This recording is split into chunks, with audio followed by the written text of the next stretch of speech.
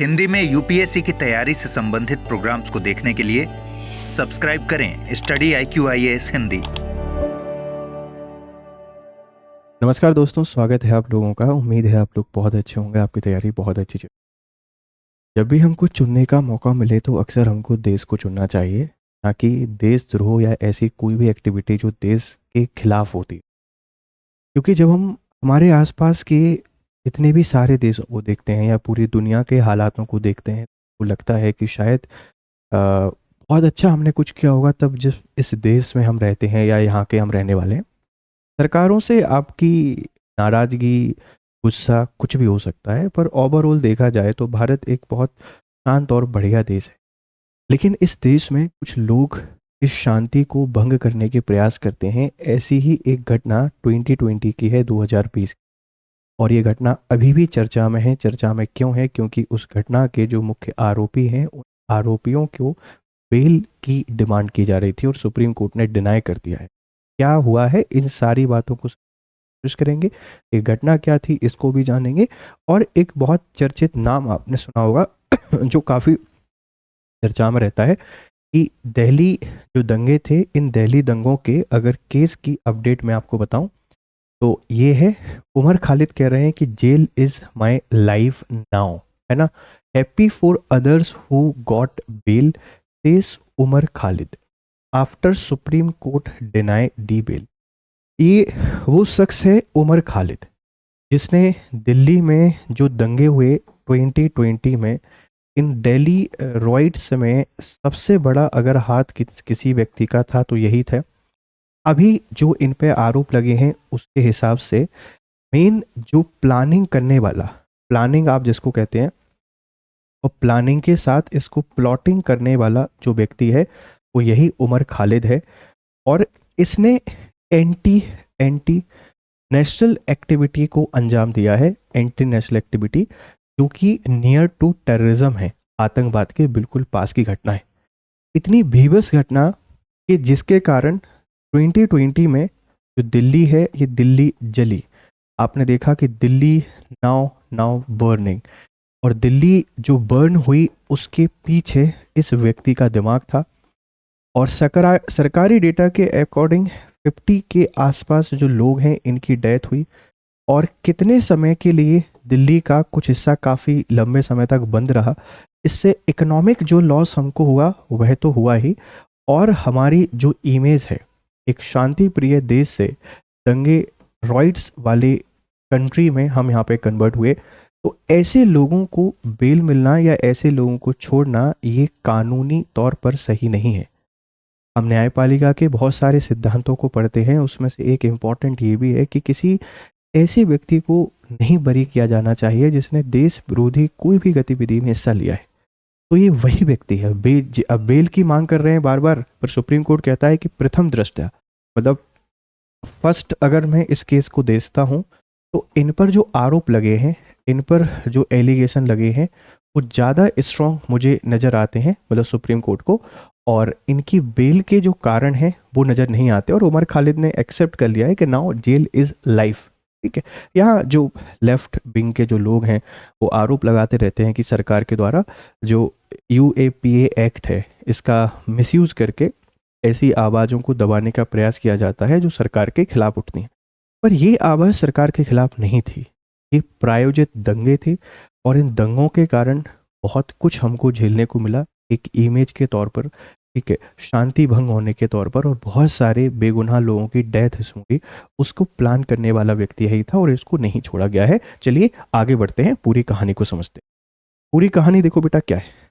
5 जनवरी 2026 को supreme court ने फरवरी 2020 के उत्तर पूर्वी दिल्ली, जो उत्तर पूर्वी दिल्ली है, इस दंगों से जुड़े लार्जर कॉन्स्पिरेसी मामले में उमर खालिद और सरजील इमान, बेटा ये दो नाम याद रखना, उमर खालिद और सरजील जो इमाम है, इनकी जमानत याचिकाएं UAPA 1967 का जो एक्ट है इसके अंतर्गत खारिज कर दी गई हैं।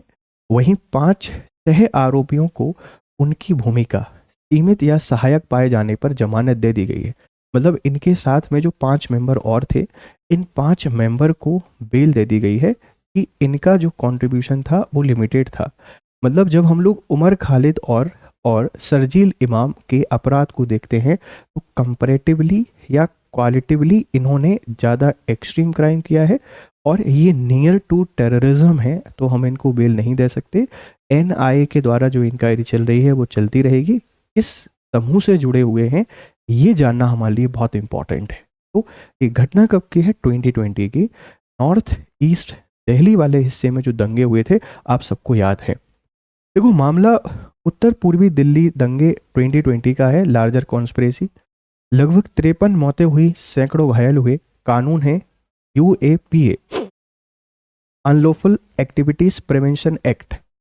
अनलॉफुल एक्टिविटीज प्रिवेंशन एक्ट है 1967 का। समय समय पर इसमें अमेंडमेंट होते रहे हैं। ये फैसला किस बेंच ने दिया है? न्यायमूर्ति अरविंद कुमार और एनबी जो अंजरिया हैं। न्यायमूर्ति आप याद रखेंगे अरविंद कुमार और एनबी जो अंजरिया हैं, इन अंजरिया के द्वारा जमानत अस्वीकृत उमर खालिद और शर्जील इमाम की। ये 5 लोगों के नाम तो नहीं पूछेंगे लेकिन ऐसे पूछ सकते हैं कि कितने लोगों को जमानत दे दी गई है? 5 लोगों। और ये 5 लोगों को क्यों दी गई है? क्योंकि सुप्रीम कोर्ट ने बोला है कि इनका जो क्राइम है, क्राइम या इनका जो रोल है, रोल ये कंपैरेटिवली लेस नज़र आता है। कंपैरेटिवली लेस इनका इन्वॉल्वमेंट है, इसीलिए इनको बेल अलाउ कर देते हैं। बाकी 2 लोगों ने जो अपराध किया है ये बहुत एक्सट्रीम है और इनको बेल अलाउ नहीं किया जाएगा, क्योंकि ऐसी घटनाएं देश की एकता अखंडता के लिए बहुत बड़ा खतरा है।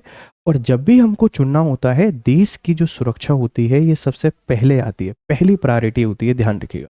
तो यूएपीए एक्ट बेटा कब का है? 1967 का। ऐसी कोई भी अनलॉफुल एक्टिविटी जो देश के खिलाफ हो उसको प्रिवेंट करने के लिए इसको बनाया गया है। ठीक है, चलिए आगे बढ़ते हैं, थोड़ा सा और समझते हैं। अब देखो बेटा, सुप्रीम कोर्ट का तर्क क्या है? उमर खालिद और शर्जील इमाम की भूमिका गुणात्मक रूप से भिन्न पाई गई है। मतलब क्वालिटिव तौर पर ये काफ़ी डिफरेंट है। यूएपीए की कड़ाई सेक्शन 43D का सब क्लॉज 5, सेक्शन 43D का 5, आरोपों की गंभीरता के कारण जमानत नहीं, अन्य आरोपियों की भूमिका सीमित सहायक, इसलिए कड़ी शर्तों के साथ जमानत उनको दे रहे हैं। 1 वर्ष बाद पुनः जमानत के लिए आवेदन की संभावना, मतलब अब ये 1 ईयर के बाद आफ्टर 1 ईयर बेल के लिए अप्लाई कर सकते हैं। उसमें भी ट्रायल गोपनीय गवाहों की प्रगति के आधार पर निर्भर है। मतलब बेल की मांग करेंगे 1 साल बाद और उसके भी आधार हैं कि इन कंडीशंस पर ये मांग कर सकते हैं। प्रतिक्रिया या कथन की बात करें तो उमर खालिद ने बोल दिया है कि भैया दूसरों को जमानत मिलने से खुश हूं, अब यही जिंदगी है। विपक्ष सीपीआईएम लंबे समय तक बिना ट्रायल हिरासत पर चिंता, यूएपीए को कठोर बताया। सरकार निर्णय का स्वागत, दंगों के दोषियों पर सख्ती की बात यहाँ पर की गई है। अब बच्चे 2-3 इशू और यहाँ पे निकल के आते हैं। देखो पार्टी सब अपनी आइडियोलॉजी के हिसाब से बातें करती हैं। लेफ्टिस्ट आइडियोलॉजी को हमेशा लगता है कि ऐसे लॉज जो स्पेशल पावर देते हैं एजेंसीज को या जो हमारी फोर्सेस हैं उनको, ये सब का मिसयूज़ किया जाता है। पर इसके साथ में हमको एक बात और ध्यान रखनी है, अगर देश के खिलाफ कोई भी एक्टिविटी हो रही है, वहाँ किसी लॉ का यूज़ किया जा रहा है, तो ज़रूरी नहीं है कि सरकार मिसयूज़ ही कर रही हो, पॉजिटिव यूज़ भी हो सकता है। तो इसको विपक्ष और सीपीआईएम ने चिंता जताई है कि गलत तरीके से यहाँ पे यूज़ किया जा रहा है एक्ट को। ठीक है, अब देखो संवैधानिक व कानूनी आयाम की बात करें तो यूएपीए बना व्यक्तिगत स्वतंत्र, आर्टिकल 21 जीवन व व्यक्तिगत स्वतंत्रता की बात करता है और यूएपीए में जमानत के लिए कठोर मानक, राष्ट्रीय सुरक्षा बनाम नागरिक स्वतंत्रता। तो बच्चे जब भी नेशनल सिक्योरिटी की यहाँ पर बात आएगी, नेशनल सिक्योरिटी वर्सेस इंडिविजुअल की फ्रीडम की बात करेंगे, तो बच्चे देश को हमको पहली प्रायोरिटी रखना पड़ेगा, देश को हमको चुनना पड़ेगा, नहीं तो बहुत परेशानियों का सामना करना पड़ सकता है, ध्यान रखना। ठीक है प्यारे बच्चों, न्यायिक संतुलन, सार्वजनिक व्यवस्था सुरक्षा वर्सेस लंबी अवधि के विचाराधीन कैदी निर्दोषता की धारणा।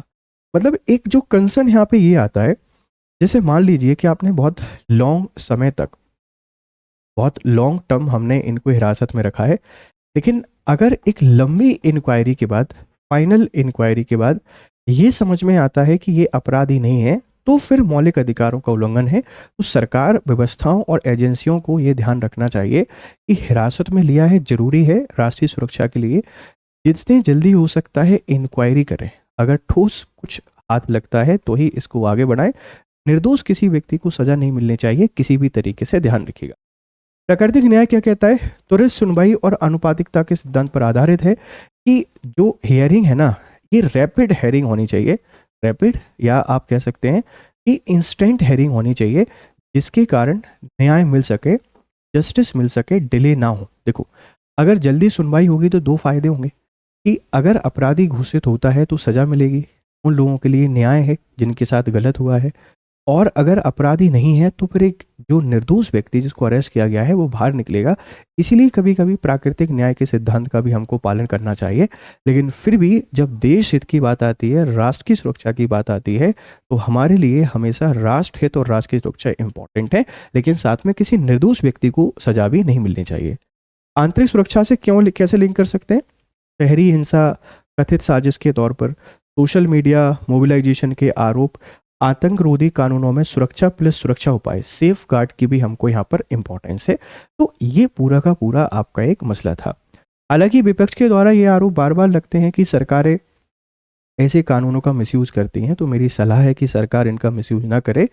सही तरीके से कानून का यूज करना भी एक बहुत बड़ी हमारी रिस्पॉन्सिबिलिटी होती है और हमें उसको फुलफिल करना है। ये पूरा का पूरा मसला था। आपकी इस पे क्या राय है हमको जरूर बताइएगा। एक क्वेश्चन है बेटा, सुप्रीम कोर्ट ने उमर खालिद और सरजील इमाम को जमानत न देने का मुख्य आधार क्या माना है? आप बताइएगा ये क्या है। और UAPA जो एक्ट है, ये एक्ट कब बना था? इसका आंसर भी आपको कमेंट बॉक्स में मुझे देना है, ठीक है। अब जाते जाते इंपॉर्टेंट अपडेट क्या है, देखो, ये हमारे बैचेस हैं। प्रतिज्ञा 2027 के लिए है, जिसकी शुरुआत हो रही है 7 जनवरी से। निर्माण 2028 के लिए है, जिसकी शुरुआत हो रही है 7 जनवरी से, है ना। ये स्टार्ट हो रहा है 7 जनवरी से। और साथ में SIP हिंदी 2026 के लिए हमारा कोर्स है, इसकी शुरुआत हो रही है 8 जनवरी से। इन कोर्सेज में आप एनरोल कर सकते हैं आपकी प्रिपरेशन को बेहतर बनाने के लिए। आप कोड यूज़ कीजिए GRS लाइव। आप GRS लाइव कोड को जब यूज़ करते हैं तो इससे आपको मैक्सिमम जो डिस्काउंट है वह मैक्सिमम डिस्काउंट मिल जाता है। यूज़ करें और आपकी प्रिपरेशन को बेहतर करें। मिलते हैं क्लास में, तब तक बढ़िया तरीके से पढ़ाई करनी है। अपनी राय हमको जरूर दीजिएगा। Have a nice time. अच्छा, आप मुझसे जुड़ना चाहते हैं, ये मेरा टेलीग्राम चैनल है, यहाँ आपको PDF मिल जाएगा, PDF, और यहाँ आके आप मुझको मैसेज कर सकते हैं। मैसेज किए और यहाँ पे आके आप मुझसे क्वेश्चन भी पूछ सकते हैं। जुड़िए मेरे साथ इंस्टाग्राम और टेलीग्राम पर। Have a nice time. Good day to all. Hindi में UPSC की तैयारी से संबंधित प्रोग्राम्स को देखने के लिए सब्सक्राइब करें स्टडी IQ IAS हिंदी।